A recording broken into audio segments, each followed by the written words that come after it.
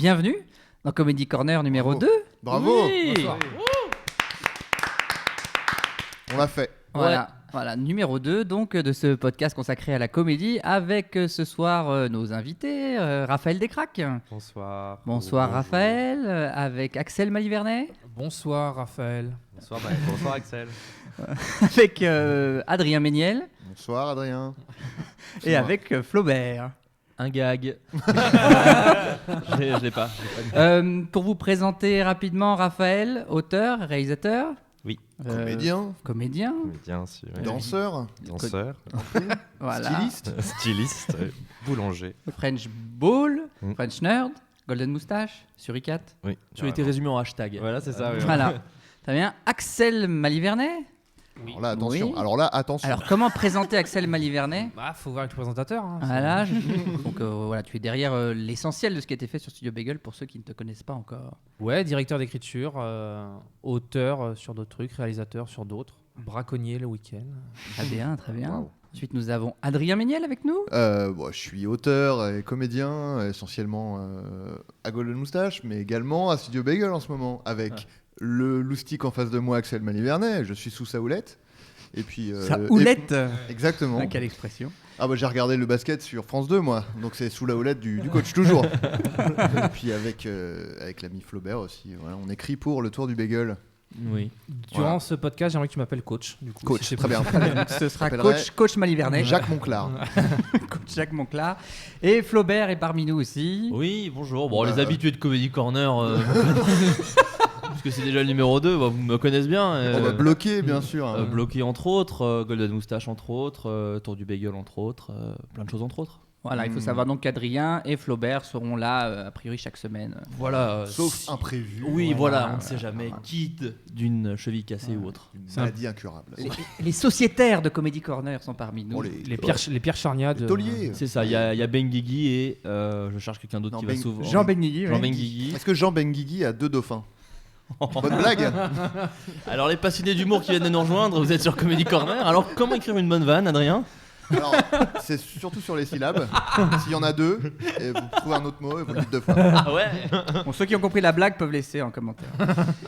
Aujourd'hui, on va parler. La semaine dernière, on a parlé de nos coups de cœur de l'année 2015. Là, on va plutôt parler de notre pratique, de ce qu'on fait en fait au quotidien, c'est-à-dire écrire, réaliser des sketchs. Et on va commencer avec une question qui revient très souvent et qui est très difficile d'y répondre. C'est Est-ce qu'on prend de la drogue? Eh ben non. alors, on fait petit tour de table. Eh ben, je crois que vraiment officiellement personne à cette table ne consomme de la drogue. Peut-être. Eh non. Non. Non. Non, Vraiment. non, et ben voilà. Tu t'es posé la question. Ouais, je sais pas, Canal. Hein. Studio Bagel appartient à Canal+. C'est juste qu'on n'avait pas de succès au collège et au lycée respectivement. Donc, Mais c'est vrai que c'est une génération plutôt très saine. Moi, j'ai l'impression que quand on parle de la télé des années 80-90, il y avait quand même l'impression qu'il y a de la drogue, mais c'est peut-être des rumeurs. Hein. Peut-être qu'en fait, c'était des gens très, très sains aussi. Non. Je crois qu'on peut même la dire 2 générations, parce que je suis pas vraiment de la génération de Raph et Flaubert, par exemple. Donc Oui, on a c'est vrai, même ouais. 2 générations. Oui, mais dans ta Bah, génération, t'es un énorme ringard parce que tout le monde boit et se drogue. Non, au contraire, je veux dire que je suis en avance, puisque je suis. Oui, t'en Oui, avances. c'est Oui, vrai. pardon, oui, t'en avances. Ouais, C'est voilà, con. tu vois, tu t'as Je suis une raté. merde, je suis Voilà. une merde. Donc, comment vanner quelqu'un, ne pas faire ça, par exemple. Faire plutôt l'inverse. Ou lire le livre de Florian Gazan, Comment vanner le monde entier. Donc ça pourrait être le titre de l'émission, comment faire un bon sketch sans drogue. Oui, alors d'où viennent toutes ces idées? Voilà, on lit souvent comme ça, d'où viennent toutes ces idées? En général, est-ce que c'est plutôt une réplique, c'est plutôt une idée de scène, est-ce que c'est une idée de personnage? Non, en fait, je pense que c'est un peu tout. Je pense qu'il n'y a jamais une méthode pour avoir une idée. Enfin, il n'y a jamais le même point de départ à chaque fois. Par exemple, pour prendre un exemple concret, Nego, un de tes derniers sketchs qui était sur Golden Moustache. Donc c'est un sketch qui parle d'un négociateur. Et est-ce que c'est en voyant un film qui parlait d'un négociateur? Alors, un bon point de départ, c'est un cliché de film. C'est facile, en fait, on pense à des films, à des situations. Et puis, des fois, il y a, en passant en revue plusieurs clichés du cinéma, il y en a un qui dit il y a quelque chose qui dit mais s'il se passait ça, si ça se retournait, si la situation se retournait. Pour retrouver l'idée qui fait que tu refais pas un cliché, il faut avoir le petit twist, comme on dit. La petite chose qui fait que. Et ça, c'est ça, à mon avis, que la plupart des gens se disent mais comment on a trouvé ça, quoi. Alors, c'est à force de réfléchir, c'est à force de travailler. Est-ce que vous avez des méthodes là-dessus? Partagé. Moi, je fais des vœux quand je vois des étoiles filantes. Ça, c'est la première chose. Tu souhaites que tu continues à avoir de l'aspiration jusqu'à la fin des temps? Ouais, c'est un peu ça, en vrai. Non, mais c'est une vanne, mais en même temps, pas tant que ça. Enfin, il y a aussi des trucs très. Comment dire? C'est un peu du brouillard en fait, mais tu dis alors j'ai envie de parler d'un sujet et ça peut faire plein de trucs. En l'occurrence, l'exemple qui me vient en tête, c'est Adrien qu'on a parlé, et j'espère pas spoiler un truc, mais Adrien, souvent il nous dit putain, j'aimerais bien faire un truc avec un magicien. Donc il y a rien, enfin je veux dire, il y a pas vraiment de concept, c'est juste ça le ferait marrer de faire un truc avec un magicien. Moi, quand j'ai fait On reste amis, ça faisait longtemps que je voulais filmer un mariage par exemple. Alors j'aurais pu filmer celui de mon oncle, mais je me suis dit non, mais un mariage sur YouTube et le scénariser. Ça peut être aussi des envies de ah tiens, j'ai envie de jouer avec cet univers-là. Dans Suricat, on a la première saison avec Raph, Julien et Vincent. Je pense qu'on a bien fait tous les trucs qu'on avait envie de faire, donc se déguiser en super-héros, se déguiser en personnage de jeux vidéo. C'était ça un peu le moteur, Raphaël, se dire tiens, on fait un truc avec un super-héros, on fait un truc avec dans les jeux vidéo. Pas tant, même si la vie sexuelle des jeux vidéo faisait partie des commandes un peu, mais pas des commandes genre il faut absolument qu'on fasse ça, mais c'est on lance le site, Golem Moustache venait un peu de naître, c'est faisons un truc, on est sur le web, les jeux vidéo ça vous parle, ça nous parle à tous, on en pratique quoi. Et la baise. Est-ce qu'on il n'y avait pas encore la baise, c'était pas genre on a la baise et les jeux vidéo, il faudra qu'on fasse deux trucs, si on a fait la même chose, c'était plus il y avait les jeux vidéo et un truc qui revenait souvent au sein de Suricat et dans notre humour à tous, La baise. c'était la baise. C'était vraiment la bonne mouille. Mais non, c'était non, c'était toujours le décalage, le décalage, le gap. Si on décortique un peu tous les sketchs qu'on a fait, c'est toujours les super-héros, gros mythe, bien fait, etc. Et le quotidien des super-héros. La vie sexuelle des jeux vidéo, bizarrement, le pitch n'était pas genre on va les voir baiser, c'était on va les voir dans leur intimité. Donc c'était tout ce qui attrayait à leur chambre. Et pour éviter les vannes pas trop crade ou pas trop que crade. Si c'était crade, c'était voulu, etc. Mais il y avait aussi Lara Croft ne peut pas monter dans son lit, tout simplement, des petits trucs comme ça. Donc c'était pas que lié à vraiment du gros cul, quoi. Et du coup, ça c'est revenu très souvent dans nos sketchs. Décalage gros truc versus quotidien en fait, donc les super-héros en soirée ils ont des trucs très quotidiens, ils vomissent comme nous et inversement, un truc très quotidien transformé en gros truc, transformé, genre les métiers invisibles, exactement. c'est vraiment ça, c'est ça, ouais. Et le décalage est inverse, un truc très extrêmement quotidien poussé avec de la grosse musique badass de machin, est-ce que je réponds à ce téléphone alors que c'est juste un boulanger, des trucs comme ça, quoi. En fait, ce qu'on est un peu en train de dire là, c'est tu parlais le twist, le moment où on se dit on a vraiment l'idée. On pense à une situation ou on pense à un thème, etc. Et ensuite, je pense qu'il y a des mécanismes de base de l'humour qu'on peut appliquer à plein de situations, à plein de thèmes, etc. Par exemple, pour revenir à Nego, la mécanique il y a un rapport de force entre deux personnes et il s'inverse, c'est ultra vu et déjà vu, mais quand on l'applique à des thèmes différents et qu'on l'écrit différemment et qu'on le met en scène différemment, ça fait quelque chose de complètement de différent. Pareil, prendre quelque chose d'anodin et de lui donner une importance incroyable, c'est aussi une mécanique d'humour qu'on applique souvent. Plus ou moins inconsciemment, on applique ces recettes-là qui sont en fait...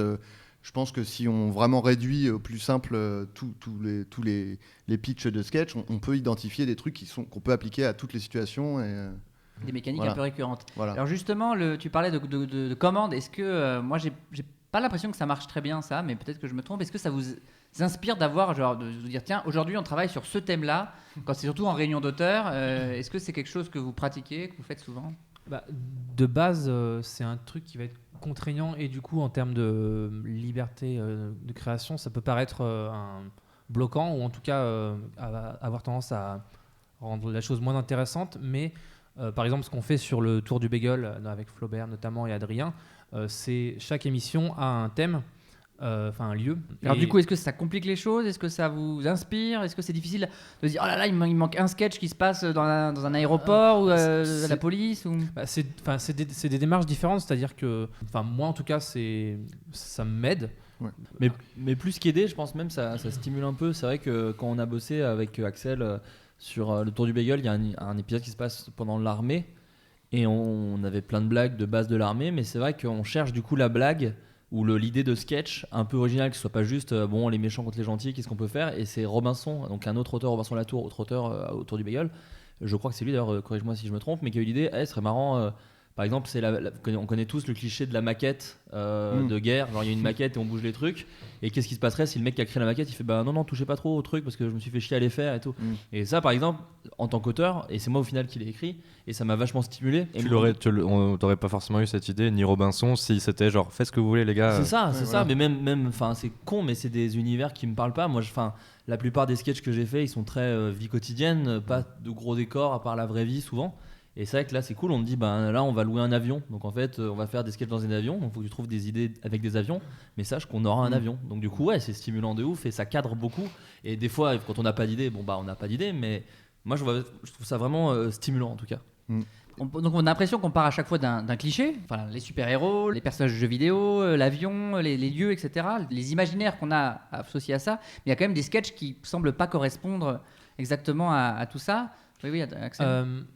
Après, il y a aussi de l'humour d'observation qui va être de choper dans un truc du quotidien quelque chose et le mettre dans une autre situation ou le placer dans d'autres codes va du coup donner lieu à quelque chose qui peut être marrant. T'as des exemples, toi, de sketchs comme ça ? Ce qu'on a pu faire sur Bagel, je peux en parler, c'est moi qui avais eu l'idée, mais c'était sur La Rue, où Jérôme et Ludovic. Ouais, Jérôme et Ludovic.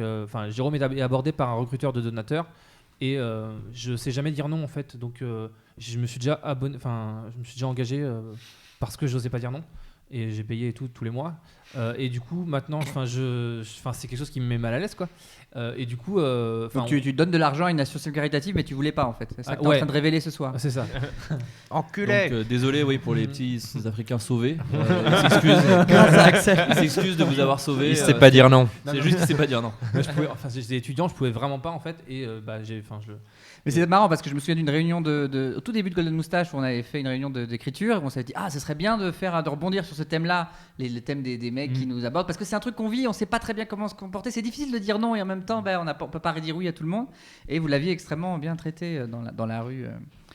Donc il y avait ce truc-là, il y avait aussi une idée qui était une idée de Ludoc qui était le truc en open space, quelqu'un qui veut un chargeur d'iPhone, qui est une situation basique, mais transposé dans un autre univers. Là, en l'occurrence, c'était le western.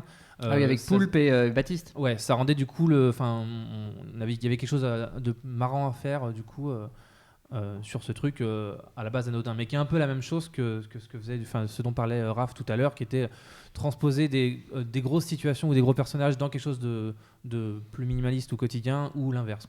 Et puis il y a des sketchs, je sais pas si on peut les classer là-dedans entre guillemets. Il y a des sketchs, par exemple, je pense au Bureau des rêves. C'est quoi le déclic d'un sketch comme le Bureau des rêves ? C'est la mort de mon grand-père, mais bienvenue au Comedy Corner. Tu veux aller rire ? 1 heure de vanne. Non, c'est venu de 2 choses. C'est donc effectivement ça et le fait que j'étais un peu insomniaque après, que je sais pas si c'était lié, mais du coup association d'idées, voilà. Et aussi de trouver que, en fait, moi je teste beaucoup les sketchs avec c'est aussi pour ça que je fais mon podcast, voir si on vit un peu plus ou moins tous les mêmes choses. Et il se trouve que oui en fait, on est tous plus ou moins pareils en termes de vie. Je me suis rendu compte, en fait, mais je suis loin d'être le seul, mais en tout cas à ce moment-là, je m'en suis rendu compte qu'on avait tous plus ou moins les mêmes rêves. Il y a le rêve, on pouvait les catégoriser en fait. Il y avait le rêve chelou, genre j'arrivais d'un canard qui faisait du stand-up, voilà. Les rêves un peu de cul, et les cauchemars, et voilà. Et j'avais essayé de les trier.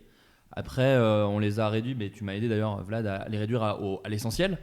Et ensuite, moi je voulais faire, là pour le coup, c'est peut-être plus vraiment de l'écriture, parce que je savais que j'allais le réaliser et je voulais travailler avec Simon Astier depuis très longtemps, parce que j'aimais beaucoup ce qu'il faisait. Et je me suis dit, ce personnage-là, il ira très bien en binôme avec le héros, qui pour moi, du coup, est Justine, le cauchemar. Et voilà, et après, il a envie de raconter l'histoire et de lier le côté. L'idée du deuil est venue en même temps, plus ou moins, mais je saurais même pas dire comment ça s'est fait. Ça partait d'une situation un peu personnelle. Ah oui, là, complètement. Mais comme beaucoup, peut-être parfois trop, sur toutes mes dernières vidéos. Mais oui, c'est effectivement ça. En fait, je me suis rendu compte que plus je faisais un truc très après j'aime bien faire des trucs débiles aussi les cols du porno, moi j'en suis super fier et tout, mais je me suis rendu compte que plus j'étais personnel dans ce que je racontais, plus ça faisait écho aux gens en fait, ce qui peut paraître logique mais moi je m'en étais pas rendu compte et j'aime bien ça en fait. J'aime bien que les gens ils disent oh putain ça ressemble trop à ce que j'ai vécu. J'ai l'impression qu'on se serre la main un peu de loin avec des gens que je connais pas en disant c'est vrai, on vit la même chose, bravo, bienvenue au club. Et voilà, et ça, si ça peut en plus les faire rigoler, c'est cool quoi. Ça fait écho à ce qu'on disait la semaine dernière sur le fait qu'il faut singulariser. Maintenant, il y a tellement de sketchs, tellement de choses que aujourd'hui, pour trouver sa voix, c'est pas évident. Et effectivement, plus on est personnel et pertinent, plus ça risque de toucher les gens en fait. Mais même ça, de plus en plus de gens le font. C'est vrai que, moi, ça existe depuis toute la nuit des temps, de faire des trucs marrants qui veulent être un peu touchants. Il y a Kaamelott. Moi, en fait, les vrais déclics, il y en a eu 2. Et c'est 2 des cracks. J'ai monté en fait l'épisode Judith du Visiteur du Futur, qui est un épisode qui mélange énormément de choses et qui est triste en fait. Je dirais pas pourquoi pour éviter de spoiler, mais il se passe plein de choses et il est très drôle et en même temps très triste. Dans Suricat, Raph avait fait un sketch sur des chevaliers qui vivaient des trucs pas forcément, enfin qui avaient plein de doutes. Et en fait, les gens ont super bien réagi et ça a un peu ouvert. Ça, plus en même temps il y avait Bref aussi qui commençait à devenir un peu tristoun aussi et tout s'est fait en même temps, une espèce de truc on a tous eu un peu envie de faire d'autres trucs. On a le droit de pas faire rire, volontairement essayer de faire éprouver aux gens d'autres sentiments et d'autres Mais d'ailleurs, émotions. Du coup, les Nouveaux Princes Charmants, le déclic où tu t'es dit tiens, ça peut faire un sketch, c'était quoi ? Juste avant Godel Moustache, ou pendant, entre guillemets, au début, j'étais en conservatoire de théâtre, où beaucoup de gens se prenaient beaucoup au sérieux, c'était beaucoup de lecture de grosses pièces, etc. Et à cette époque-là, je voulais monter les Robins des Bois avec mes potes, je voulais trouver une bande de gens avec qui on pouvait faire des blagues très terre à terre, enfin, très bas du cul, etc. M'en foutre un peu, en fait, être un gamin sur scène, quoi. Et du coup, j'avais cette frustration-là. Je débarque à Godel Moustache où c'est vraiment, on a le droit de faire toutes les blagues du monde, je m'éclate, etc. Et d'un coup, parce que je suis un connard et que je veux toujours être à contresens comme un enculé, du coup, je me dis non, j'ai envie de faire des trucs tristes, je vous emmerde. Et j'en ai marre de faire des proutes. Et du coup, donc c'est venu de cette envie-là de me dire je suis trop un rebelle, moi je vais faire les trucs, je m'en bats les couilles, quoi. Et à la fois, c'est venu d'une idée de ma sœur, ma sœur à une époque devait faire un teaser pour un site qu'elle allait se mettre en place, un site de psychologie pour hommes. Donc, comme Psychologie Magazine, etc. Mais c'était vraiment centré sur les hommes. C'est SoFoot. Justement, c'était de faire l'inverse de ça, d'essayer de montrer les hommes aussi, on réfléchit, quoi. Et on aime bien réfléchir sur nous-mêmes. Elle m'avait consulté à cette époque-là pour me dire si j'avais pas des idées. Je lui avais dit, tu pourrais faire un teaser où un mec dit une voix, dit un truc avec sa voix, dit j'adore le foot, ma meuf, oh là là, qu'est-ce qu'elle me parle, et en sous-titre, j'aimerais beaucoup plus parler avec ma meuf, j'ai l'impression qu'on se comprend pas, des trucs très touchants, très plus profonds et où le mec, on s'apercevait qu'il était super à l'écoute de lui-même ou en introspection. Et une autre idée que je lui avais dit, c'était genre tu prends tous les princes charmants de Disney ou juste l'image du prince charmant et tu leur fais dire des trucs super, des fois un peu glauques, de réalité, etc. Pour dire, nous les mecs aussi, on est, la psychologie est pensée à soi ou être en introspection, c'est pas un truc que féminin. Et donc du coup je l'avais appelé en lui disant c'est toujours d'actualité ton teaser. Elle m'a dit non, ils m'ont planté, je peux prendre cette idée. Elle m'a dit vas-y go, j'ai envie de le voir. Et du coup c'est venu de là, mais c'est venu du coup d'une commande, c'est venu de ma soeur qui m'a dit j'ai besoin de ça. Du coup ça m'avait fait un peu gamberger, quoi. Après je me suis dit en effet après cet essai, quand j'ai vu les réponses un peu positives au truc, j'ai dit cool, putain on a le droit, quoi. Oui, à ce moment-là c'était une petite prise de risque, c'était un petit sketch, mais c'était une petite prise de risque à ce moment-là sur Godel Moustache de faire ça. C'était un peu flippant, mais à la fois ça, de voir les réponses, c'était genre cool. Il n'y a pas la dictature du rire. On a le droit de s'exprimer. En fait, le but, c'est qu'on s'exprime. Le but, c'est qu'on essaye de dire des trucs. Et tant que c'est pas trop... les gens étaient cool sur ça. Ça, c'était rassurant, quoi. Tu parlais aussi, Flaubert, de dire tiens, j'ai envie de faire tourner Simon Astier.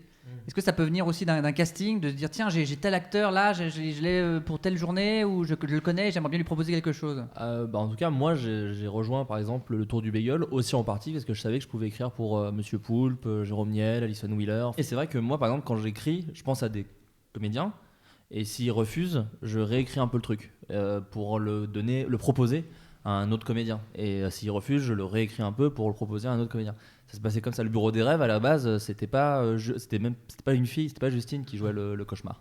Et en fait, il s'est retrouvé que le comédien m'a dit non, et j'ai réfléchi, je fais qui le ferait aussi bien, Justine. D'accord, je vais le réécrire. Alors, l'idée, c'était pas de genre, allez, maintenant c'est pour les filles. Je l'ai juste réécrit, pas parce que c'est une fille, mais parce que c'était Justine et que voilà. D'ailleurs, mon rôle à la base c'était Jonathan Lambert, et finalement il a pas pu, c'était moi, et du coup il a enlevé toutes les répliques. C'est faux. J'ai juste enlevé une blague que tu avais. Du coup, t'as plus de blague dans ce sketch. C'est vrai. De toute façon, tu es coupé C'était une blague. tu es coupé au montage systématiquement, Adrien. Tu es la Non, victime. et alors, C'était sans- une- sans- c'était une blague. Il a fait une blague, mais mine de rien, il a un aller-retour de regard, Adrien, dans ce sketch qui me fait rire à chaque fois. T'as un espèce d'aller-retour. Il est très bon pour ça, hein, pour les regards. Moi, dès qu'il y a un jeu, j'essaie de voir s'il y a une épingle et puis je la tire, quoi. Oui, Axel. Et après, les contraintes, dans le cadre d'un sketch show, les contraintes peuvent venir aussi du format en tant que tel, sur le tour du bagel en tout cas. La démarche que je me suis un peu dite, c'est qu'il fallait assez rapidement, sur les premiers sketchs, assez rapidement choper le téléspectateur avec quelque chose qui va être rapidement compréhensible ou rapidement efficace et avec vite des vannes. Et plus plus l'émission dure et plus on va dans l'émission, plus on peut l'emmener dans quelque chose de chelou. Et on essaye de finir aussi fort avec du coup souvent un sketch qui va être référencé ciné ou série, qui sera pas une parodie mais référencé, disons. Ouais, qui joue avec les codes, quoi. Et aussi, oui, il y a 5 sketchs, faut un peu que ça soit... si c'est agité, le sketch d'après, c'est bien. Si c'est calme, et ainsi de suite, et que ça remonte. Du coup, souvent, il y a 2 sketchs un peu plus à plus petite échelle, où ça peut être 2 mecs qui parlent. Ce qu'habituellement, on ne fait pas sur le bagel. Et du coup, ça vient faire des nouveaux sketchs. Est-ce qu'il y a une différence entre écrire pour Internet, pour la télé, ou pas du tout? Oui. Alors oui, Adrien. Il y a une différence entre écrire pour Golden Moustache et écrire pour W9, par exemple. C'est tout simplement sur Golden Moustache, on est on est plus libre de faire ce qu'on veut, quoi. Aussi bien sur les thèmes abordés que sur le ton, que sur La vulgarité, la violence aussi. Voilà, même si là, niveau violence, on a pu faire quand même des trucs Oui. assez violents sur W9. Il y a eu des morts. Il y a eu du sang, il y a eu des morts, des coups de couteau, des coups de ciseaux. On dans parle la- du dans la sketch show cuisse. qui est passé pour les gens qui ont Voilà. pas suivi, Décembre. le sketch show qui est passé en décembre qui s'appelait Golden Moustache spécial parodie Voilà. sur W9. Non, mais Et, oui, juste pour rebondir sur pour te donner Du grain à d'autres moudre. exemples. Apporter de l'eau à mon moulin. Apporter de finalement. l'eau à ton moulin. Voilà, par exemple, quand on disait des sketchs comme Les Princes Charmants ou Le Bureau des Rêves, ça n'a pas du tout sa place dans un sketch show à 20h50 sur W9, quoi. Parce que c'est plus des trucs, c'est pas très efficace en termes de gags, quoi. C'est juste des petits courts-métrages. Voilà. Voilà. Donc il faut plus des choses référencées pour la télé en fait. Non, mais plus. Ouais, si tu penses. Ouais. D'expérience, en tout cas, là, l'expérience qu'on a eue, oui, il y avait clairement une demande de faire des choses référencées. Déjà, tout bêtement, la télévision, c'est pas le même public que sur Internet, quoi. Il y a une différence d'âge qui est assez importante. Donc le public télé est plus âgé que le public internet quoi en gros. Oui, même si, oui, clairement, il est plus âgé, clairement, parce que j'ai vu un document récemment avec les moyennes d'âge par chaîne, Terrible. et Gulli, c'est 30 ans, je crois. c'est pour laisser imaginer la moyenne d'âge de TF1, par exemple. Non, et non seulement c'est pas le même âge, mais c'est pas la même démarche aussi. C'est-à-dire que sur Internet, les gens font la démarche d'aller voir le sketch, ils vont cliquer pour aller voir le truc.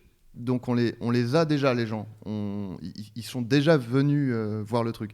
À la télévision, ça peut être quelqu'un qui zappe, qui sait pas du tout qui va tomber là-dessus, Qui sait pas ce que c'est. qui sait pas ce que c'est. Ça peut être quelqu'un qui avait allumé sa télé il y a 1 heure, Pour les il est Simpsons. parti. Voilà, il est parti, il est revenu. Il y a un autre truc, et du coup, il y a quand même une volonté d'attraper, de ratisser plus large, d'attraper les gens qui s'attendent pas à voir ça.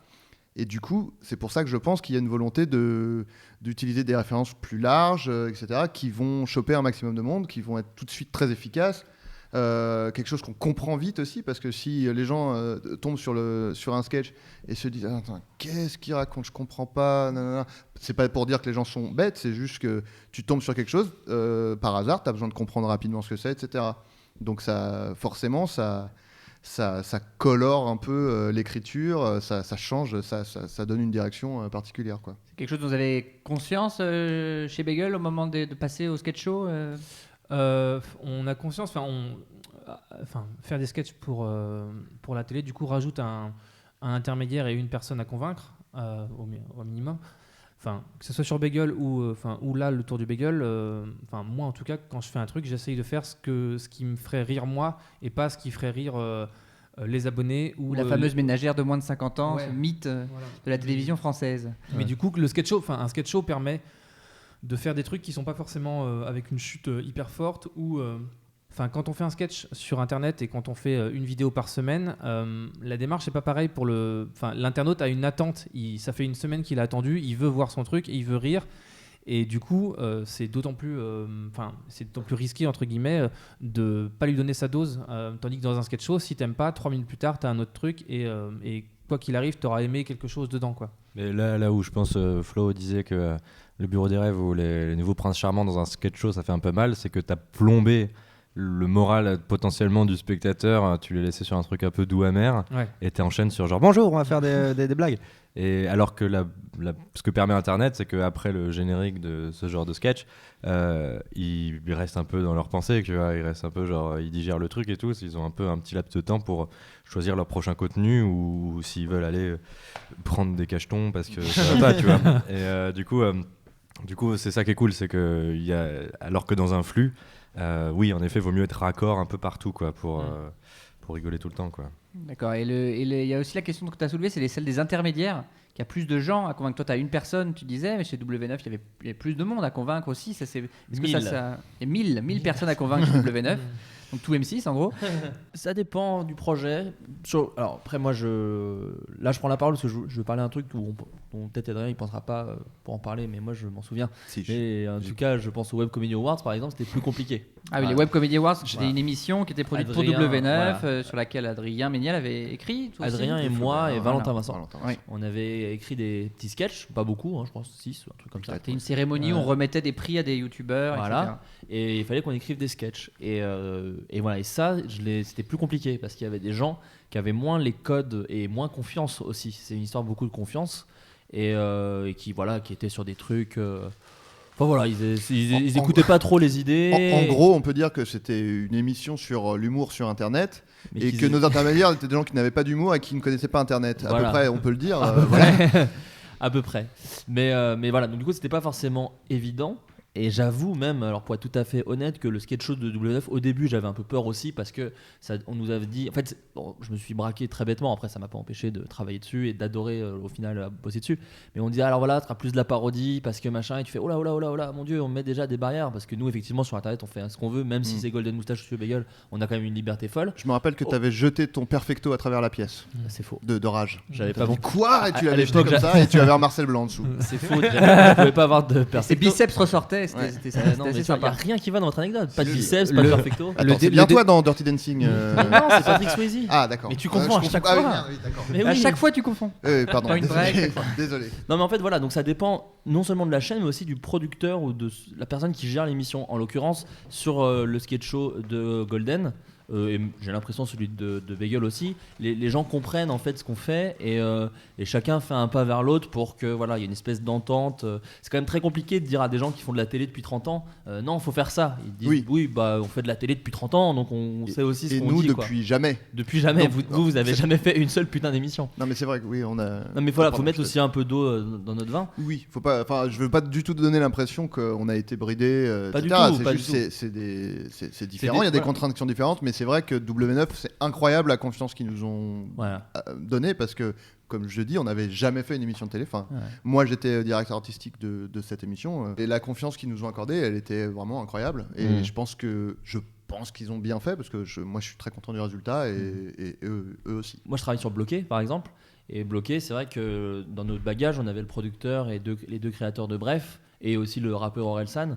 Donc, par exemple, la liberté, là, elle est folle. C'est-à-dire qu'on fait des épisodes qui s'appellent Tuer Hitler, le féminisme, le jeu de la toupie, avec des trucs qui sont des plans séquences où il y a peu de vannes et des trucs où justement ça peut être très vulgaire. Enfin, on a une liberté qui a aucun sens. Et les tutos, c'est un peu pareil. Enfin, le format. C'est un peu différent parce que c'est des séries. Donc une fois que tu as fait un pilote, tu montres ce que tu as fait. Alors les tutos, on est entre le sketch aussi, le bloqué entre le sketch et la série. Mais tu vois un univers, donc les diffuseurs achètent la série et ensuite... C'est quand même parfois un peu compliqué. C'est pas parce qu'ils voient ce que c'est sur un pilote que quand tu arrives et que c'est ton 5e sketch avec le mot bite ou enculé, que ça passe forcément mieux, quoi. Enfin, les personnes l'acceptent plus. Ça reste toujours un petit peu. Nous, on s'est battu sur pas beaucoup de vannes, hein, mais sur 3-4 vannes sur Bloqué. T'as quand même un petit truc où tu dois expliquer. Si, c'est marrant parce que regardez, si on fait ça, décalage. Enfin, je pense qu'Axel est mieux placé que moi pour en parler parce que c'était plus vulgose que bloqué. Mais du coup, effectivement, c'est pas vraiment des sketchs, les tutos, mais effectivement, il y a eu. Il n'y a pas eu de discussion sur les tutos, sur certains sketchs de choses où disent allez, c'est trop, ça passe à 20h devant des enfants. Par rapport au programme, franchement, non. On n'a jamais été frustrés de quoi que ce soit sur. Ils ont pigé le truc et surtout, notre interlocuteur Ariel Saraco, elle sait de quoi elle parle et qui dirige la fiction sur Canal+. Ouais. Le seul truc qu'on a dit en fait au départ à la première réunion quand on s'est dit qu'on le faisait, c'était surtout il faut pas l'édulcorer et surtout pas la première phrase qui est salut bande de salopes. Parce que si on changeait le moindre truc, le message était que hop, ça arrive en télé, c'est Oui, parce qu'avant c'était sur internet, faut le Ouais. dire aussi, il y avait eu 2 sketchs, 2 tutos sur internet, sur Bagel. et ils l'ont complètement compris et vraiment zéro frustration. Et sur les sketchs du sketch show, il y a des discussions, il y a en fait on envoie d'abord les pitchs et ensuite on envoie les textes et du coup elle valide les pitchs et elle valide ensuite les textes. Et il peut arriver que sur des pitchs elles se disent ouais, je sais pas trop là où ça va ou qu'est-ce qu'il y a à en tirer, je sais pas et tout, mais elle nous laisse le développer et il n'y a pas grand chose. Ça a été un peu plus compliqué, mais on n'a pas fait exprès, mais il y a eu beaucoup d'armes dans les épisodes et beaucoup de morts et il y a eu des attentats entre temps et ça a été terrible. Il y a vraiment eu beaucoup trop de sketchs. Oui, vous n'auriez pas écrit ces sketchs-là si jamais vous aviez eu les On attentats est- avant. Donc comme ils sont diffusés après les attentats, Ouais. c'est que c'est On compliqué. est vraiment les premières victimes de Daesh. quoi. C'est ça. Ah là là. Raphaël, ça m'intéresse parce que toi, si je me trompe pas vraiment écrit pour la télé. Jamais. Jamais. Alors, Au est-ce- Web Comedy Awards, si t'avais participé. J'avais participé au coup, c'est mon initiative, l'émission entière. Donc les Web Comedy Awards ont été écrits par Raphaël Descraques. Oui. C'est un scoop ce C'est soir. moi qui ai trouvé le nom aussi. Je suis pas peu fier. Non, Oui, alors est-ce que c'est jamais. parce qu'on t'a pas proposé? Est-ce que c'est parce que ça t'intéresse pas? Est-ce que c'est parce que tu as peur de perdre une certaine liberté? Alors qu'a priori, les témoignages qu'on a disent que c'est pas un problème de liberté, mais plutôt de public. ou Non, quelque non, chose comme ça. je fais pas partie des gens qui diabolisent de ouf la télé en disant c'est là-bas qu'on perd notre liberté. C'est juste que je prends en compte qu'il y a plus de discussions et parce qu'il y a plus d'argent et du coup pour que je comprends que pour déclencher de l'argent, etc., il faille valider, justifier beaucoup plus de choses. Et ça m'embête un peu de le faire et j'ai mon petit confort aussi sur internet que j'aime bien et aussi parce que pour l'instant télé française égale sketch enfin sketch show ou série format court et c'est deux trucs où je me sens pas à l'aise ou en tout cas que je veux pas pour l'instant expérimenter. J'ai l'impression qu'il y a cette petite fenêtre sur internet, cette possibilité d'essayer d'expérimenter et d'apprendre à écrire des formes plus longues, séries ou moyen métrage ou long métrage. Et du coup j'aime bien ce petit aspect. Écrire une série pour la télé ça m'embête aussi parce que je suis témoin en ce moment de quelqu'un très proche qui est dans ma famille et qui est aussi un créateur qui écrit une série pour la télé, enfin qui développe une série pour la télé, etc. François qui est Descraques, pour ceux François qui n'auraient pas Descraques. suivi au cas où. Il a affaire à des problématiques qu'en effet il n'aurait pas eu en web. C'est pas des problématiques méga chiantes non plus. Il est assez blindé pour y faire, mais c'est vrai, par exemple des castings, tu vois. Et des castings, moi on a eu ce petit luxe d'enfant gâté de pas avoir à en faire sur le web et je me dis mais non, j'ai pas envie de devoir convaincre 1000 prods, etc., que tel acteur est bon et de lui faire passer 1000 essais. Faites-moi confiance et on y va. Alors, est-ce que ça vous arrive parfois vous avez un sketch à rendre pour le lendemain ou quelque chose à écrire? J'en ai un à rendre pour demain, Axel. Donc ça tombe Voilà, parfaitement très bien, cette très bien, on va en question. discuter. Tu veux un peu d'aide Mais il va dire qu'il se souvenait plus très bien si on avait dit ou pas qu'il fallait le rendre. Non, les autres, je me souvenais plus vraiment. Mais là, vraiment, je l'ai pas fait encore. Mais je vais le faire ce soir. Bon, voilà. Alors justement, quand on est coincé, on n'a plus d'inspiration, on est bloqué. Ouais. Est-ce que vous avez des techniques, des méthodes pour retrouver l'inspiration, des moments où vous êtes dans les moments où vous êtes coincé? Moi j'en ai deux. Vas-y. Adrien. Il y en a une, c'est marcher. Oui, bien sûr. Vraiment, en fait, on est tellement dans un monde de distraction permanente que quand on est moi, je suis chez moi, j'ai une PS4, des ordis, des trucs, j'ai tout. Blindé, t'es blindé. j'ai- Blindé, surtout. Énormément d'argent. J'ai, il y a Facebook, Twitter, YouPorn, il y a tout. Netflix, il y a tout ça. Golden Moustache, du bagel. Voilà, des ukulélés, des trucs. T'as d'autres exemples J'ai une table sur laquelle je peux faire. Ça m'éclate. Non, et en fait, j'ai l'impression que marcher, c'est vraiment le moment où on a le moins accès, à part notre téléphone, mais bon, on peut un peu se retenir de l'utiliser. Et c'est vraiment un moment où on a le moins de distractions possible. Et j'ai l'impression que le cerveau se met un peu à faire le tri dans notre tête. Et puis tu fais un truc physique, vu que réfléchir c'est un truc extrêmement cérébral, et s'asseoir pour réfléchir c'est rien de plus anxiogène des fois, quoi. Genre dire allez, je réfléchis, je regarde rien. Et là en effet d'avoir ton corps est en mode moteur, etc. Donc, c'est ce que faisait Darwin notamment. Il faisait des longues balades pour réfléchir. Et Darwin qui a écrit des très bons sketchs. Voilà, C'est qui ce que était j'allais hilarant. dire. Moi, pareil, comme Darwin, hilarant. j'ai fait ça. Du coup, j'ai fait l'école du porno. Grâce à la méthode Darwin. Et t'as un deuxième, t'as une et deuxième alors, astuce ça rejoint ce que tu viens de dire, mais la deuxième, c'est que aussi, au bout d'un Faire moment, l'amour. Non, mais non. Alors, quand il fait l'amour, il a plus d'inspiration, c'est fini. Quoi. Non, et en fait, il y a aussi la deuxième, c'est au bout d'un moment, il faut se mettre à une table avec un ordi et comme quand il fallait faire ses devoirs à l'école. Enfin, c'est moi ce que je fais en tout cas. Et peut-être si on va passer une demi-heure, 3/4 d'heure à se dire ah putain, j'ai pas d'idée, puis se forcer. Commencer à écrire quelque chose même si c'est de la merde et se mettre dans l'activité d'écriture parce que c'est comme un footing où on n'a pas envie et on se dit ah j'arriverai jamais à faire mes 4 km et en fait on va commencer à entrer dans les pieds et puis il faut se forcer quoi, c'est con et on a tendance un peu à mystifier un peu toutes les activités artistiques. Mais a fortiori quand c'est un travail, des fois c'est un peu douloureux et chiant. Comme un muscle en fait qu'on travaille. Non, ça c'est que t'es en train de exactement dire. ça. C'est ça. C'est que des fois on sent qu'on va pas y arriver, on est fatigué. Enfin, on a le cerveau, le muscle de la blague fatigué. Et puis on se botte le cul et puis à force de se lancer, on finit par y arriver quoi. Mais ça d'ailleurs c'est très important, enfin tu l'as dit vite fait dans ton discours que j'ai bu, je te le donne, je l'ai bu littéralement. Mais oui, des fois c'est de la merde et ça c'est un truc pour les gens qui veulent écrire des sketchs ou machin, vous allez écrire beaucoup de merde et peut-être même des fois vous allez les tourner. Et non mais ça arrive et c'est pas grave parce que ce qui peut paraître être une bonne idée sur le moment à plein de gens n'était peut-être pas forcément après coup et c'est pas grave. Et en tout cas écrire des trucs et arriver au final à dire putain j'ai passé 6 heures de ma journée pour écrire cette merde, c'est un truc que en tout cas moi par exemple je l'ai beaucoup vécu, mais c'est pas grave. Et même avec le temps des fois on fait que ce soit avec Golden Moustache ou avec Bagel, ça m'est déjà arrivé de dire bon voilà j'ai fait une V1 et à une première version de l'idée qu'on s'était dite j'ai écrit le texte. Je vous préviens, c'est pas ouf, mais j'ai essayé d'explorer des trucs. Et après, on lit, et d'autres auteurs ou le directeur artistique dit c'est vrai que c'est pas ouf, mais genre ça, c'est pas mal. Et cette idée-là, je pense que tu devrais continuer à bosser ça. Et ça rassure, tu dis, parmi toutes ces choses que j'ai écrites qui sont pas forcément toujours bien, il y en a une ou deux qui sont pas mal et ça permet. Il y a un tout petit bijou dans ce marasme de merde. Voilà, c'est un peu ça. La petite pépite cachée. Une petite pépite cachée. Non mais voilà, faut pas hésiter à écrire, même si c'est nul, même si vous l'écrivez, vous dites tiens, c'est le scénario de Jurassic Park, c'est pas grave.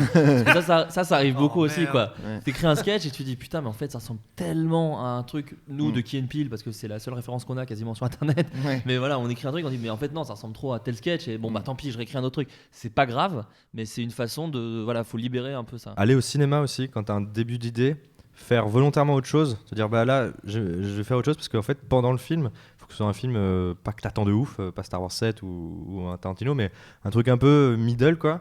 Ton cerveau il marche de ouf. Moi des fois je regarde un film qui a rien à voir et je me dis ah mais en fait il faudrait que je fasse ça, et en plein milieu du film je décroche quoi. Mais c'est pratique en fait aussi de se dire j'ai cette idée, faut que je la taffe, je vais faire complètement autre chose, mais pas un truc consommateur, enfin chronophage comme en effet Facebook où tu fais rien, juste tu deviens un peu demeuré quoi. Donc quand on bloque, faut pas aller sur Facebook. Ou alors tu fais des sketchs sur Facebook. Ouais. Moi avec le salon post-rupture, c'est parce que j'étais beaucoup sur Facebook justement et du coup ça m'a inspiré le salon post-rupture. Mais et pour le fait de s'y mettre, je suis un gros procrastinateur, un enculé quoi, une merde. Et du coup en effet j'ai beaucoup de mal à m'y mettre. Je tourne beaucoup trop autour du pot etc. avant de me lancer. Tout à l'heure on parlait que tu disais genre pour avoir une idée des fois tu attends des étoiles filantes, ouais. Et du coup je voulais donner moi ma version du truc qui décomplexe un peu pas mal etc. Enfin j'espère que ça peut décomplexer les gens, c'est parce que j'ai deux versions de l'inspiration. Être face à un manque d'inspiration etc. C'est que mon frère m'a donné très tôt sa vision de l'inspiration, et comme quoi c'était un muscle. Plus t'as d'idées, plus tu as des idées. Et donc il faut avoir des idées. Dès que tu as une idée, tu t'en crées une autre, etc. Et c'est un muscle, ça se travaille, et c'est du travail.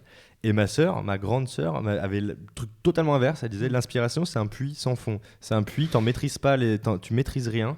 Donc des fois, tu n'en auras pas pendant 10 ans et des fois, tu en auras 1000. Tu vois. Et donc respecte ce puits, sois à l'attente. Si tu n'en as pas, mais tu en auras. Tu vois. Et du coup, je suis assez content parce que j'ai les deux définitions. Donc quand j'ai plein d'idées, je me dis, ah cool, j'exerce mon muscle. Quand j'en ai pas, je me dis, bah les couilles, c'est le puits, j'attends et tout. Donc, Alors, qui est dans la team muscle, qui est dans la team puits, Alors, on fait des votes. Prenez les deux, c'est très pratique. Moi, j'ai une citation que je ne sais pas à qui l'attribuer, qui dit l'inspiration, c'est le nom que les fainéants donnent au travail. Attends, j'ai pas encore. Ouais, Et, mais en fait, il y a deux trucs, quoi. C'est moi, j'ai l'impression que j'ai d'être plus la structure que l'intuition. Et j'ai beau structurer au max et exercer et tout, Jérôme, il va arriver, il va me dire, il va me faire un truc tout con, et en 4 secondes, il aura eu une idée 1000 fois plus marrante, mais parce que c'est deux, je pense même qu'il y en a plus, mais il y a au moins deux grandes façons de faire marrer, quoi. Là, tous les trucs qu'on vous dit, c'est des trucs très perso, mais que chacun a sa méthode. Et à vous de voir, peut-être que votre méthode marche pas, ou ce genre de choses, ou que les nôtres ne marchent pas, c'est possible aussi. Là, on parle de trucs perso, chacun. Adrien, oui. Non, en fait, je voulais dire que effectivement, peut-être que nos méthodes et nos rituels ne s'appliquent pas à tout le monde, mais s'il y a un conseil qui peut être donné, c'est ayez des méthodes et des rituels, en fait, parce que c'est en fait, c'est un côté déjà très rassurant, en fait.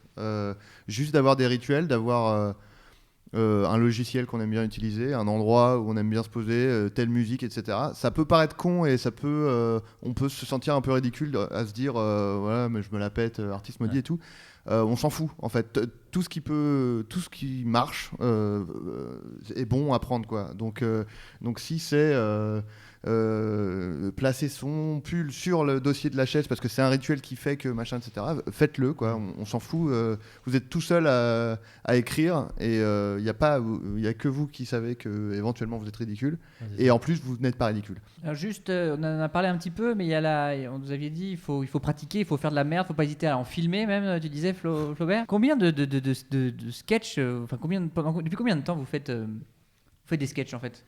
J'étais gosse avec le caméscope de mes parents et puis je refaisais des sketchs.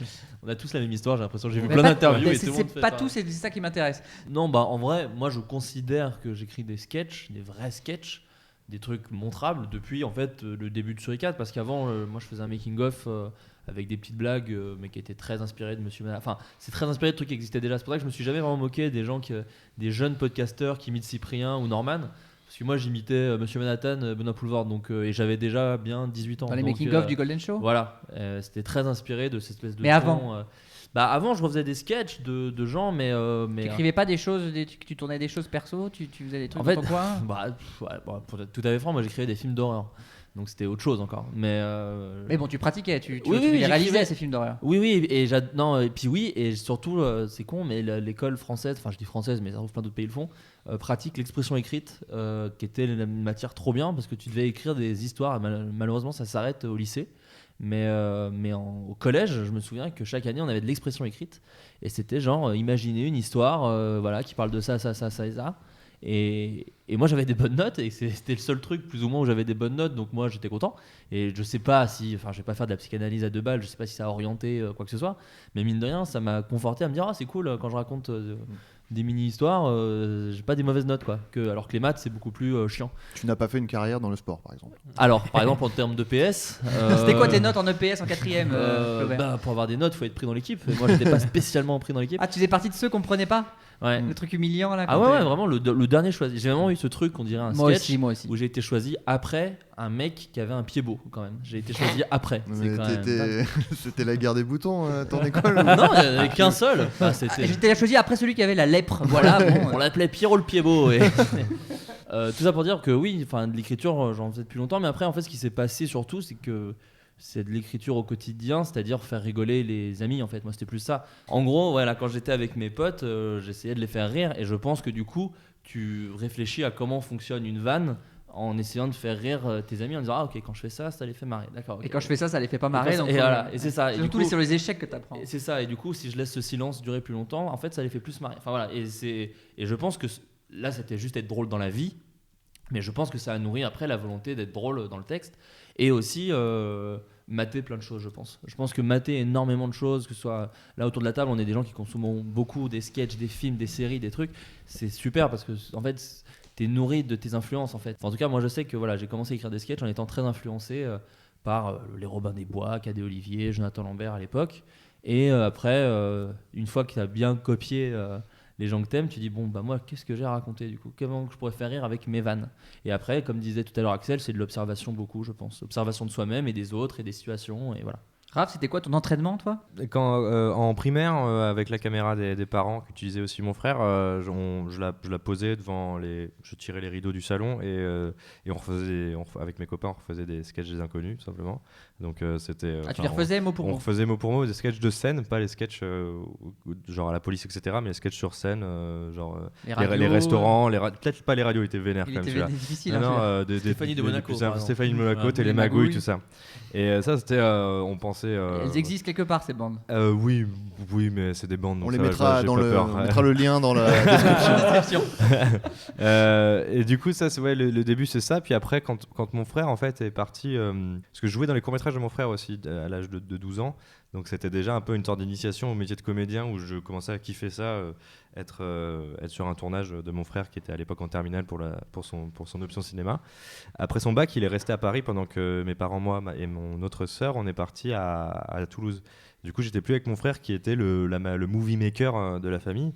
Du coup, je me faisais chier en fait les dimanches parce que j'avais pas d'amis, j'étais à Toulouse sans amis. Et du coup, j'ai commencé à faire des films amateurs de mon côté pour les montrer à mon frère après, pour lui dire regarde, j'ai fait ça et tout.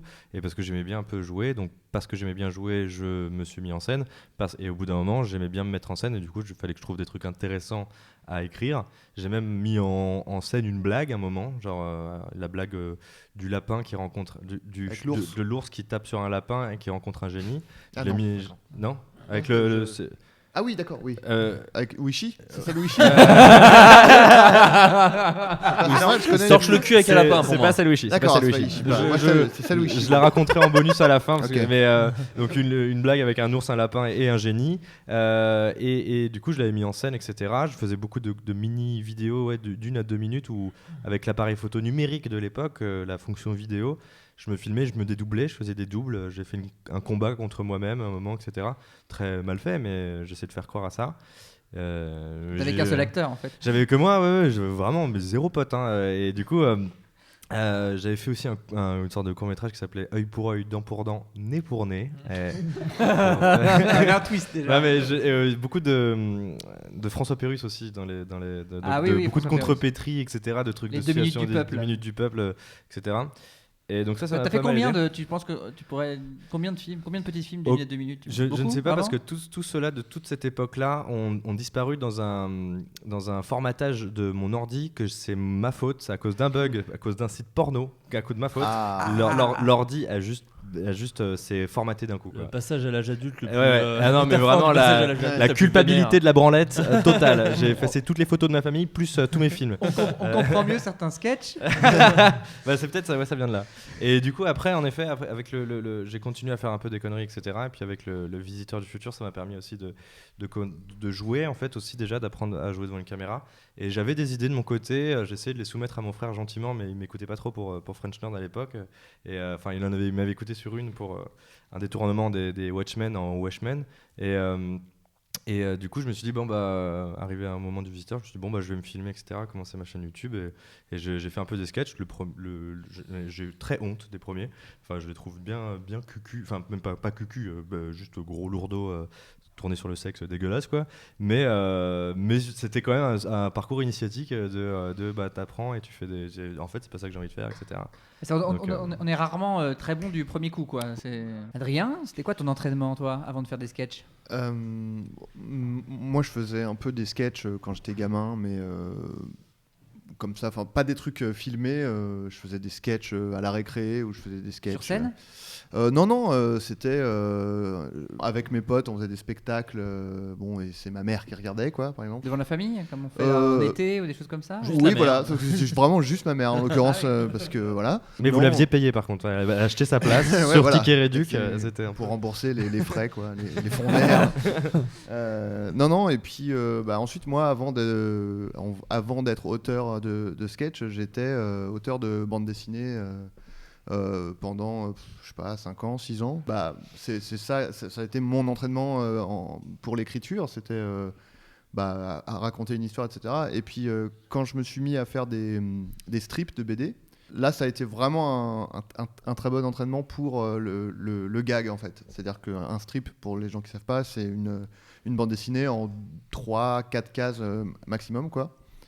Et c'est vraiment, faut aller à l'essentiel, faut installer une situation et arriver au gag très rapidement. Enfin, il y a vraiment pas de, c'est sans fioriture, faut aller au gag. J'ai même fait pour aller encore plus à l'essentiel, j'ai fait un site qui s'appelle 2x1, 2x1. Et c'est des strips en 2 cases, c'est-à-dire qu'il y a une situation et il y a la chute juste après. Il y avait un côté un peu bancal, bizarre qui me plaisait, et en même temps c'était aussi, faut aller à l'essentiel, faut faire un gag. Et c'est très drôle surtout. Moi je les ai lus et c'est très Merci. drôle.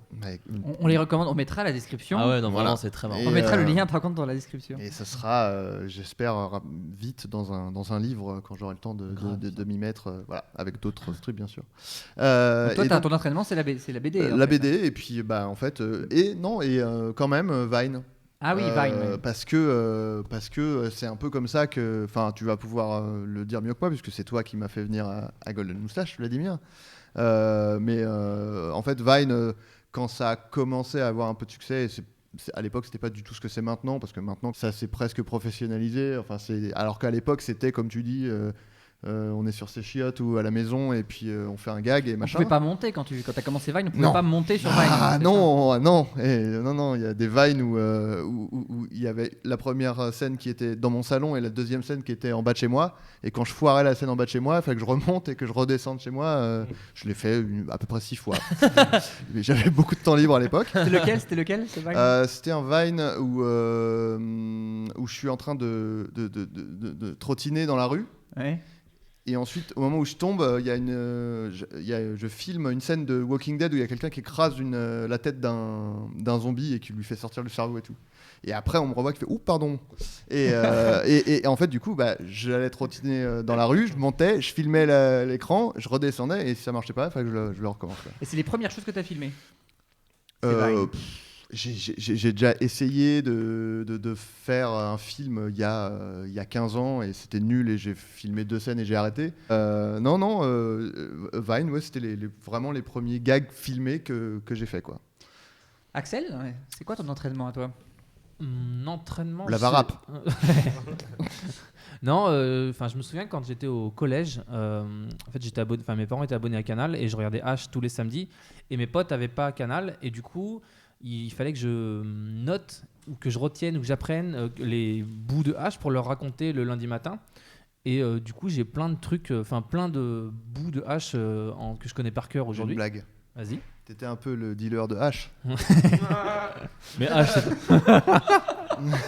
mais H, c'était en clair, t'as de la chance, tes copains étaient juste stupides.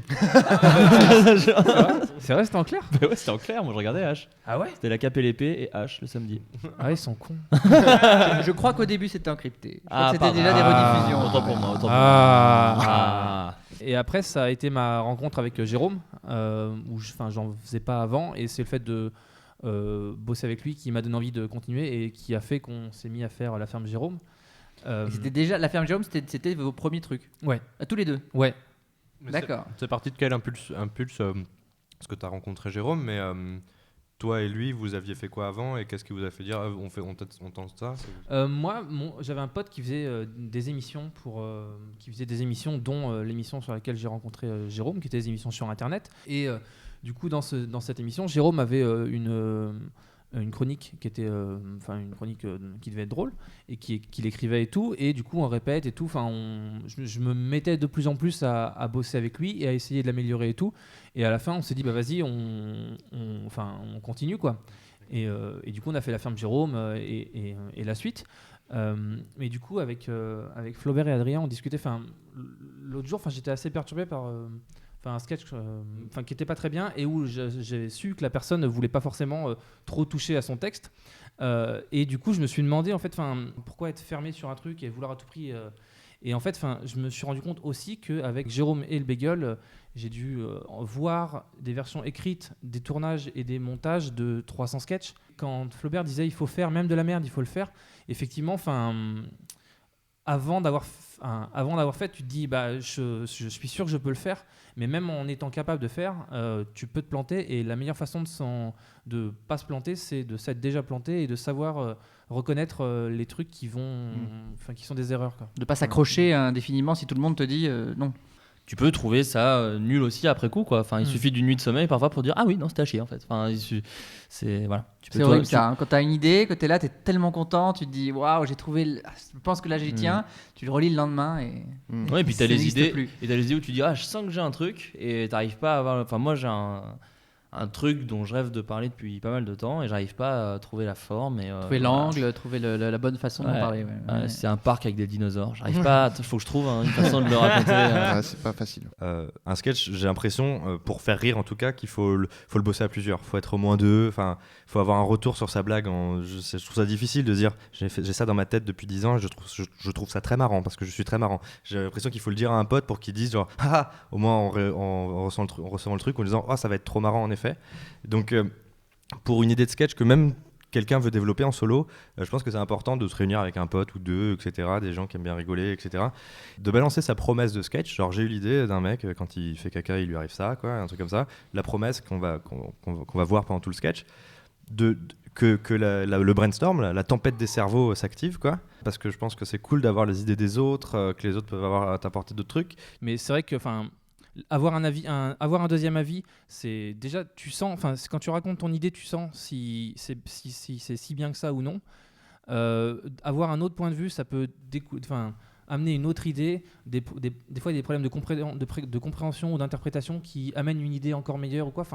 Et sur le tour du bagel, c'est encore plus le cas puisqu'il y a les auteurs qui pitchent leurs idées, d'autres potentiellement qui la reprennent et qui écrivent le truc. Il y a les réals, il y a les comédiens.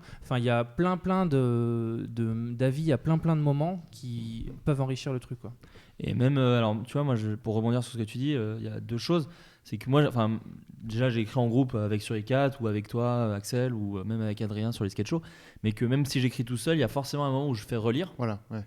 Et surtout qu'on est dans des entourages d'auteurs, de comédiens, donc en fait on a des avis de gens complètement calés. C'est pas juste un pote qui dit ouais c'est marrant, c'est quelqu'un qui connaît les structures et dont tu es proche et qui connaît ta sensibilité, mais qui connaît aussi comment fonctionne un texte, quoi.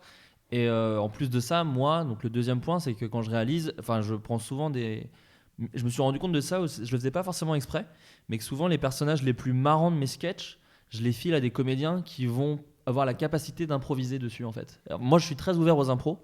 Quand je mets en scène, j'ai des petites portes d'impro, en l'occurrence Adrien dans Je t'aime ou Simon Astier dans Le Bureau des rêves, je leur donne un tout petit truc, genre Adrien tu mimes l'orgasme, et après je sais que j'ouvre grand une porte où il peut faire plein de trucs. Simon Astier, je lui dis là, j'avais écrit le rêve chelou de Simon Astier dans Le Bureau des rêves, mais je savais qu'en lui proposant ça, il pouvait partir dans 17... il a fait beaucoup de versions. Il a fait beaucoup de versions et c'était très dur à monter parce qu'elles étaient toutes très marrantes. Jérôme dans Reste Amis. Du coup, moi je sais que j'aime bien aussi donner des personnages, en tout cas les personnages marrants, à des comédiens ou des comédiennes qui vont avoir la capacité de proposer. Et en plus, t'es un capitaine en fait. Si tu sais mener à peu près ton bateau, ils peuvent faire plein de propositions. Tant que tu vas là où tu veux, tu iras d'autant plus vite, quoi. Je suis un peu paumé dans ma métaphore. Faut pas que ce soit trop houleux, quoi. Voilà, c'est ça. Non, juste revenir sur un truc, c'est effectivement, moi j'écris beaucoup seul parce que déjà, moi j'aime vraiment beaucoup. T'as pas de potes. J'ai pas de potes. T'as tes rituels, tu mets ton pull sur le dossier. Non, mais moi j'aime beaucoup le moment où je suis tout seul et je vais devoir faire quelque chose, le faire sortir de nulle part. J'aime beaucoup ça. Le moment où vraiment on se prend la tête, on réfléchit, etc. C'est un moment que j'aime beaucoup. Par contre, où je soumets ce que j'ai fait, ça me viendrait pas l'idée de le tourner sans le soumettre à quelqu'un, avoir des retours, etc. Et c'est pour ça que moi j'aime beaucoup la méthode qui consiste à écrire seul, faire une réunion où on le lit à d'autres gens et on en discute. Et ensuite, on prend les retours des gens, on réécrit seul, etc. D'ailleurs, Axel, toi, t'es amené donc à juger le travail des autres. Oui. Ton travail de directeur artistique depuis le début de Bagel. C'est quoi les critères ? Comment on juge le travail des autres ? Alors, il y a deux choses. Il y a sur le tour du bagel, il y a ce qui est attendu, disons, ce que Le cahier des charges ? ce que je veux voir dans le truc. Après, c'est pas pour autant qu'il faut pas non plus que ça rentre dans une case à tout prix. Enfin, là, on a un exemple sur le dernier épisode d'un sketch qu'a écrit Flaubert, où en brainstorming, on a choisi un peu un chemin, mais pas forcément de manière hyper précise, et ça lui a donné lui une autre idée, et du coup ça remplit pas, son idée remplit pas réellement les conditions initiales, mais le sketch est plus intéressant, et voilà. Ça reste pas pro quand même. Après, et sur le bagel de manière générale, c'est accompagner les comédiens du bagel qui ont une idée et qui l'écrivent. Souvent, s'ils viennent avec une idée, ça va être sur un sujet dont ils veulent parler. Donc ça peut être les accompagner dans la façon de traiter ce sujet, ce qui a déjà été fait sur ce sujet, comment le rendre intéressant. Ce qui avait été notamment le cas sur Friendzone avec Marion, ça a été la transposition dans un univers qui du coup amène le sketch sur... Une originalité, une singularité pour pouvoir traiter ce thème. Voilà. Choisir aussi sur quel ressort comique ça va aller. Est-ce que c'est une montée en tension ? Est-ce que ça va aller dans de l'absurde ? Mais du coup, j'en profite pour poser la même question, mais à vous trois en fait. Vladimir, Adrien, Flaubert, vous êtes DA aussi. Du coup, c'est quoi les critères ? Moi, je suis le seul qui n'a jamais été DA. C'est quoi les critères ? Comment on est noté quoi aussi, Vlad, c'est quoi ton Moi, c'était avis ? beaucoup au début de Moustache de se dire déjà à qui on s'adresse en fait. C'est-à-dire, tiens, voilà, là, on va parler sur Internet. A priori, c'est un public plutôt jeune et on veut quand même que moi, mon boulot, c'était quand même de faire en sorte que les sketchs soient bien, d'une part, artistiquement. Et donc, ça, faut choisir des personnes qui ont du talent. Voilà, c'est la première chose. Mais ça, c'est pas forcément le plus compliqué. Et de faire en sorte que ces sketchs touchent un public quelque part, et donc de se dire tiens, quels sont les thèmes qui vont pouvoir toucher, et du coup d'orienter. Alors c'est pas de dire ça c'est nul, mais tiens, entre ce sketch qui va parler de jeux vidéo et ce sketch qui va parler de de questions pour un champion, quoique ça aurait pu être un bon thème, mais ou d'un thème qui concerne des gens plus âgés par exemple, de se dire a priori on va aller plutôt là-dedans, et ensuite on va travailler pour que le sketch soit bon. Et après c'était d'essayer de mettre le moins de barrières possible. Moi j'ai plein d'auteurs qui se mettaient des barrières en fait, qui se mettait dans un moule préconçu, dans quelque chose qui était déjà fait, de dire non, ça on peut le faire. C'est le fait de libérer tout d'un coup, de dire tiens, non, on essaye. De toute façon, on est sur Internet, franchement, allons-y. Au début, en plus, moi j'ai été persuadé que ça mettrait 6 mois à marcher, Golden Moustache, donc qu'on ferait des trucs dans notre coin, le temps qu'on trouve un peu notre ton. Donc je me dis non, prenons des risques, allons-y. Comment, quand vous recevez un texte, vous partez d'une subjectivité, genre ok, qu'est-ce que ça m'a fait, est-ce que ça m'a fait marrer, etc., ou vous avez des trucs un peu en tête ? Je pense que de toute façon, au bout du compte, on peut pas se fier à autre chose que ses goûts ses goûts perso. On n'a pas d'autre moyen de juger le travail des autres. Forcément, même s'il y a sans doute d'autres critères, comme tu dis, qui entrent en jeu, ça peut être très bien des critères économiques, des questions de production, on peut dire ça c'est infaisable, etc. Mais moi, les critères qui me tenaient à cœur, je pense que, et peut-être à tort, c'était moi j'ai surtout éviter la facilité, parce que en fait, là où je dis peut-être à tort, c'est parce que en fait souvent la facilité, les ressorts comiques faciles sont souvent les plus populaires en fait, et ils sont très efficaces. Mais ils sont très efficaces, ouais. En voulant, tu te plantes pas, parce que en voulant les éviter, tu sais ce que tu veux pas faire. Oui, mais je disais en fait, mais tu te plantes plus facilement en fait. parce que tu peux faire le choix de dire bon bah je vais faire prendre un accent et puis oh, dis donc voilà et ça marche, c'est drôle. La recette Mais- du succès. Mais j'ai plutôt tendance à essayer de dire bah ouais mais ça on l'a déjà vu, est-ce que y a pas un autre angle, donc après les auteurs parfois ne font jamais de deuxième version de leur texte, mais parfois oui et c'est super et non il y a ça et puis non en fait pour moi le critère numéro 1 c'est dès l'écriture c'est le rythme. Parce que je pense que vraiment, s'il y a une chose à garder à l'esprit, en humour, c'est le rythme en fait. Même si c'est pas terrible, s'il y a un bon rythme, on est quand même dans un état un peu on est un peu brinque-ballé, comme j'aime dire. Scrabble. Parce qu'en fait, un sketch, c'est vraiment du concentré de rythme en fait. Ça peut ne pas raconter d'histoire. Il y a beaucoup de. Il y a des sketchs très absurdes qui racontent pas d'histoire. Qui Voilà, sont sur une mécanique. J'allais dire, franchement, le cadeau, ça raconte une histoire parce qu'il y a une chute. Voilà, mais en vrai, le truc, c'est du pur rythme et c'est drôle.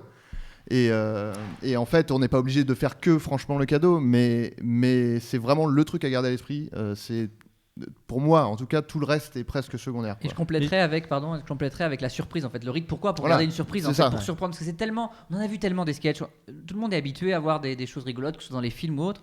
Et donc, pour arriver à surprendre par une chute ou par un gag, etc., c'est tellement dur. Voilà, ça passe par le rythme. Et je trouve ça cool aussi, parce que tu l'as évoqué rapidement, mais aussi de faire des trucs, de se dire ah tiens, je vais essayer de faire un truc qui est pas trop déjà vu quoi. Je pense que voilà, c'est quand on fait des trucs où on se dit ah tiens, je vois pas trop ça sur internet, on le tente et si ça marche, bah, c'est cool parce que c'est ce qui a permis à plein de sketchs de se faire, des sketchs basés plus sur le dialogue, des sketchs plus absurdes comme Vincent, enfin voilà. Et puis on est là pour prendre des risques aussi. Exactement, c'est- et voilà, et qui pouvait imaginer que les sketchs de Vincent allaient cartonner à ce point au tout début. On était tous un peu on était tous trop fans quand il nous les pitchait, mais moi j'avais toujours ce truc du à quoi ça va ressembler, est-ce que là Vincent il me le fait, c'est à mourir de rire, mais est-ce que dans une vidéo ça va marcher? Ça Et faisait au partie final- ça faisait partie des choses. Je me suis dit bon bah on tente. teste. Au Ouais. début, on s'en fout, Ouais. personne va regarder, donc Mais c'est on ça qui est tente. charmé, et mine de rien, même si Internet se professionnalise et que maintenant voilà, on a des espèces de codes d'internet, mine de rien, des codes de trucs voilà, on en a parlé au début de ce podcast, voilà, transposer des univers, ce genre de choses. C'est bien de se dire ah bah tiens, c'est marrant ça, je l'ai pas trop vu sur internet, pourquoi pas le faire quoi. Je voulais juste revenir sur deux trucs. Je voudrais juste préciser que quand je parle de rythme, ça veut pas dire aller vite, parce que Oui. c'est vrai que c'est ce qu'on a tendance à penser Des sketchs des internet, créations et même des sketchs sur aujourd'hui. Internet. Le rythme, ça veut pas dire forcément aller vite, ça veut dire qu'il y ait des points Des ruptures. des ruptures, des trucs comme ça. Ça Oui, veut ça pas forcément dire pas aller vite. linéaire quoi. Voilà, C'est pas genre tout- n'importe quelle musique a un rythme, en fait, Mm. même les musiques les plus lentes, etc. Donc c'est pour moi important. Et la deuxième chose, c'est pour revenir sur Vincent, c'est que ça rejoint un peu ce qu'on disait tout à l'heure, où on disait faire des trucs perso. Quand tu disais faire des trucs perso, c'est ce qui marche le mieux. Et en fait, on en revient toujours à deux choses. C'est on écrit sur ce qu'on connaît. Et aussi, plus on est sincère, plus ça marche en fait. Et je pense que Vincent, pour le coup, c'est vraiment le summum de la sincérité. C'est-à-dire qu'il y a vraiment...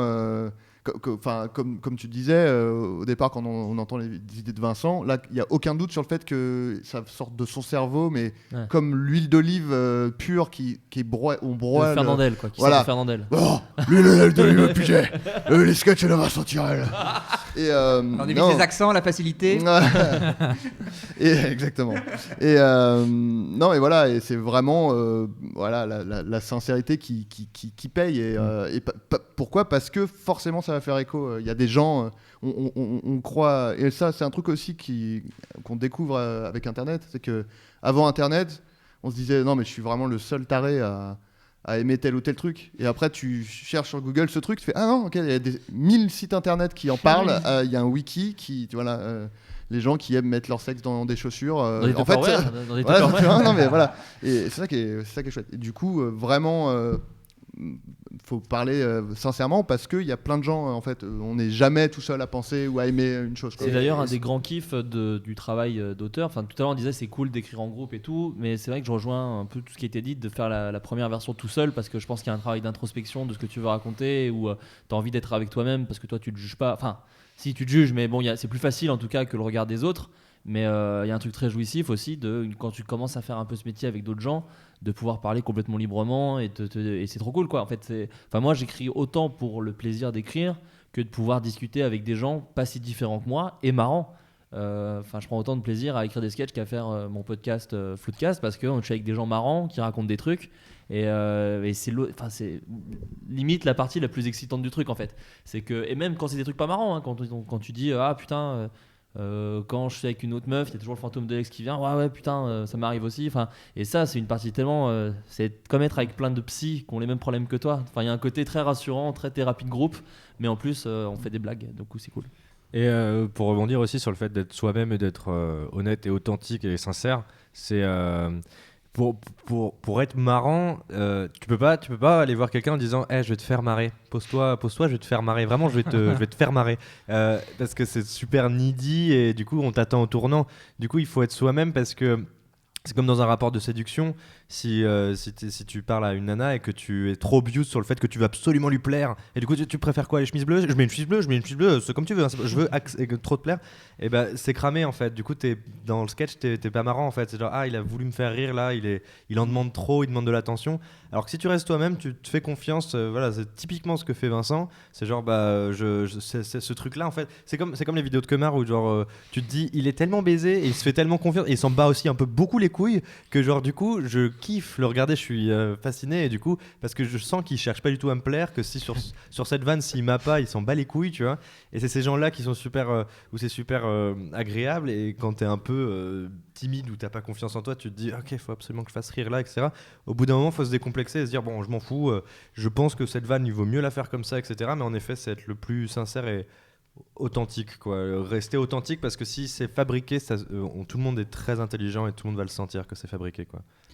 Ok, j'avais plein de choses dont je voulais parler. On n'a pas parlé réalisation, on n'a pas parlé montage, on n'a pas parlé D'autres émissions, voilà. Donc on en Épisode reparlera. 2, ouais. Voilà, on en reparlera bientôt. Merci à tous. Rendez-vous à très bientôt. Voilà. Au revoir. Au revoir. Au revoir.